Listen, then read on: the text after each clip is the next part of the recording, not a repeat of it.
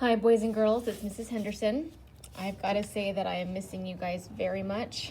I miss your smiles, your jokes, definitely your hugs, but it was so nice to see some of you guys today. It was great to see your parents, to pray with some and hug some. So I'm missing you guys. You're probably missing each other. You may not miss us teachers yet, but you will. So I want to go ahead and do our vocab lesson for today. So you need either a piece of paper, you need either the yellow paper. You don't need to have your Monday letter, but it might be helpful. And of course, your Anne Frank book. You may even want one of these old-fashioned things called a dictionary. You may not have one, but you might. Ask mom and dad. If you don't, you can use Google or, of course, your iPad. And if you didn't check ours out, or any kind of tablet too, I'm using WordWeb on this one. So our first word comes from page 137, and it's browse. And I have it underlined in mine. Please don't underline it in yours. Let's give it some context. I have an odd way of sometimes, as it were, being able to see myself through someone's eyes. Then I view the affairs of a certain Anne at my ease, and browse through the pages of her life as if she were a stranger. So the word browse, you guys are probably familiar with. That's what you do when you go into a store. You don't necessarily buy anything, but you want to look around. You want to browse. So the reason that I said you need either your yellow page or a lined paper is because these copies weren't ready until yesterday afternoon. So some people got them and some people didn't. I apologize. It'll be on RenWeb if you want to print it out. But really, you kind of just need a piece of paper. It's really the same idea. Do make sure your name is on it though, because I've already gotten work and so far everyone's names have been on it, so that's really helpful. So these pages, I'm not too picky, but we left off at 105 the week prior, and we're gonna get up to about 181 or 84 for the next test, I forget which. So our first word is browse, B-R-O-W-S-E. Again, if you're doing it on lined piece of paper. Okay, so we can put Anne Frank vocab. Of course, you want your name.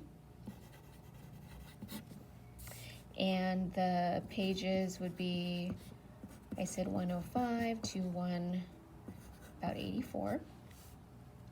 And our first word is browse. And we want the page number and the diary entry just in case you need to go back and find it. So I know it's page 137 because that's what I said earlier. And it's journal entry Wednesday, the 12th of January, 1944. So to make it a little bit easier, I will do January 12th, 1944. Now, they do the date differently in Europe, and that's why hers comes out a little bit differently when she writes it out, but we'll leave it that way for us. So let's go back to the book to figure out part of speech. At my ease, and browse through the pages of her life.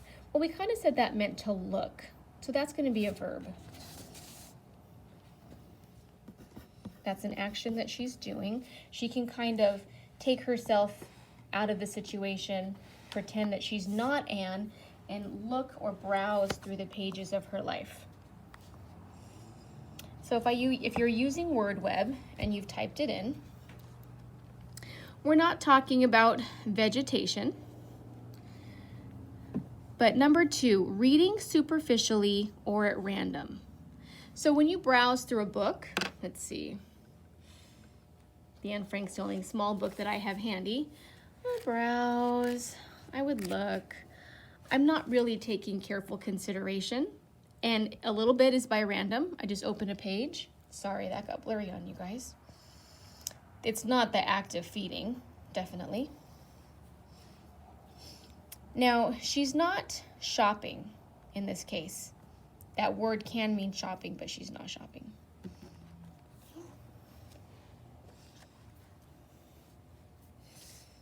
So we're going to put reading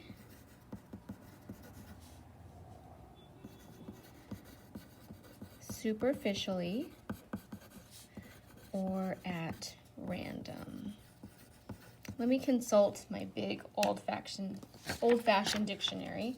This is all that we had growing up. Maybe not Mrs. Mills. She might have had something with technology, but for sure Mrs. Lick and myself, this is what we had. So just in case you forget how to use a dictionary, it's alphabetical order. I opened up to the E too far. I actually opened up perfectly to the B section. So I'm going to look for BR. There's BI, BL, BO, more of that. Okay, so BRE, BRO, we know we have to get to a W, so I'm going to keep going. Oh, B yielded too far, so I'm going to put this down and not put my hand over the camera anymore. Okay, my homemade iPad stand doesn't want to stay together anymore. So BRU, too far. And hopefully there's not any words that are bad. Let's see, or that would need explanation.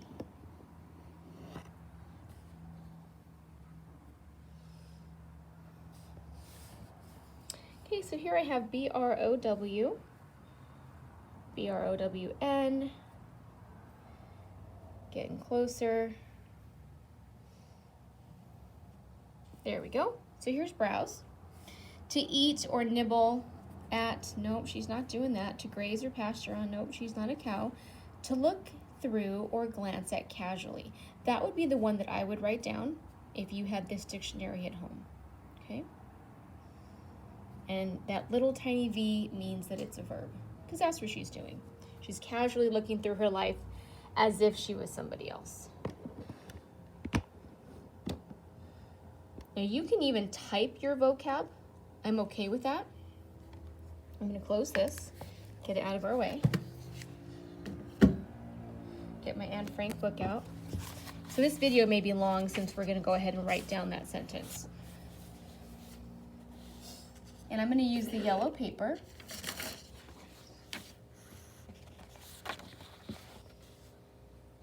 All right, there we go. It is a long sentence, although it's not too bad. So, then I view the affairs of a certain Anne. Then I view the affairs of a certain Anne. That's in quotes. And if I'm writing too fast, you guys are more than welcome to pause the video and copy the sentence and then come back. At my ease and browse. There's our word. You may want to underline it. Through the pages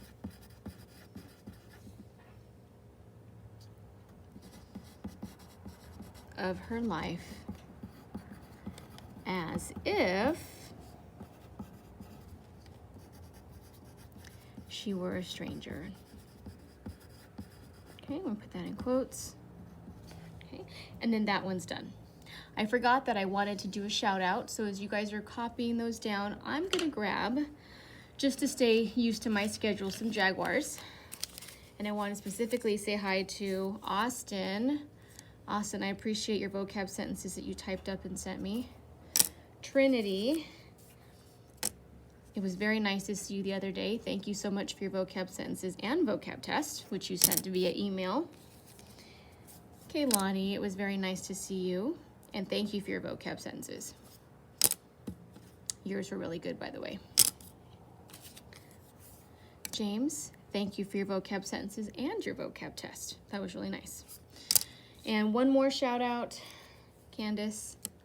Thank you for turning in your vocab sentences. And thank you to everybody that got those in on Monday or Tuesday. I appreciate that, either in person or email.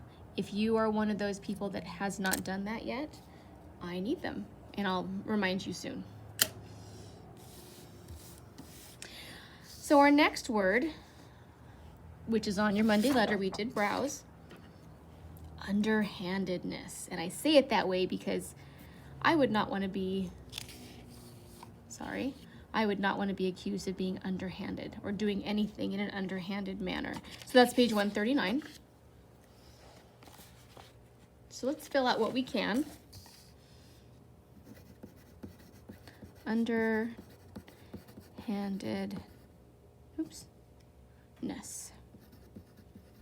Okay, we know that's page 139.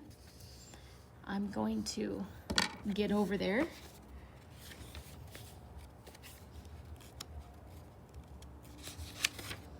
And I had that one underlined too. It's right at the bottom.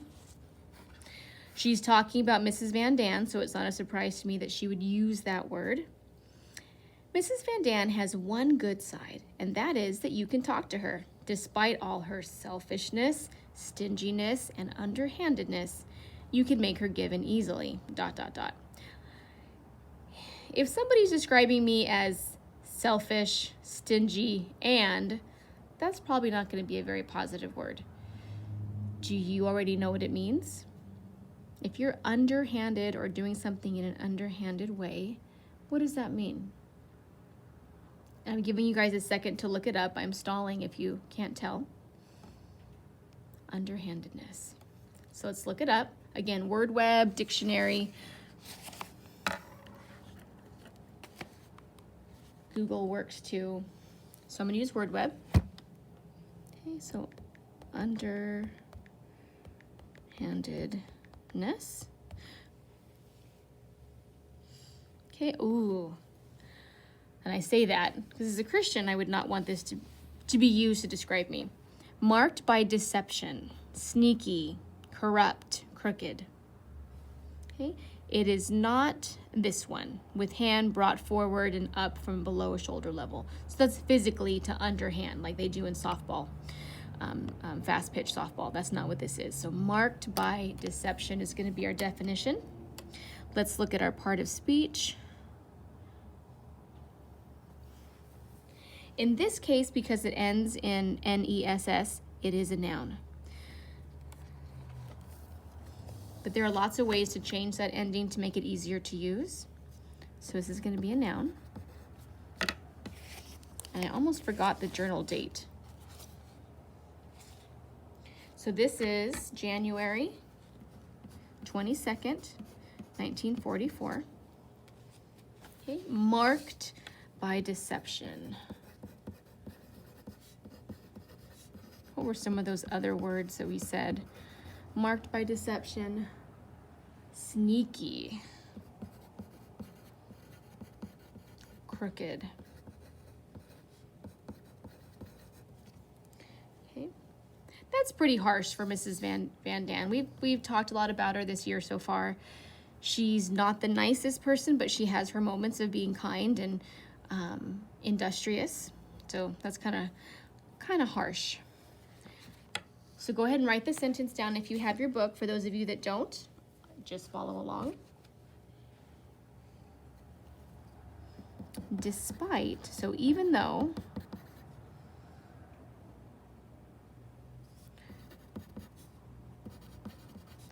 all her selfishness, stinginess,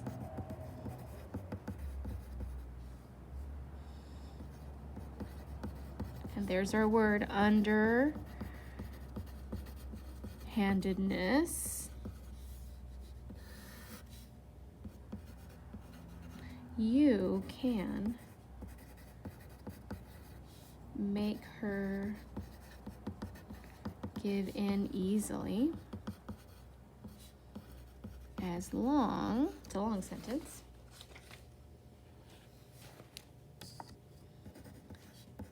as you don't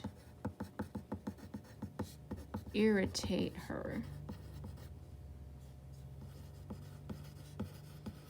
and get on the wrong side of her. There's another piece of figurative language there. You can't be on the wrong side of somebody, but that means to make them upset. Okay, so there's our word. You guys already know the next few words, so I'm actually going to do a couple call outs, and these will be for dojo points.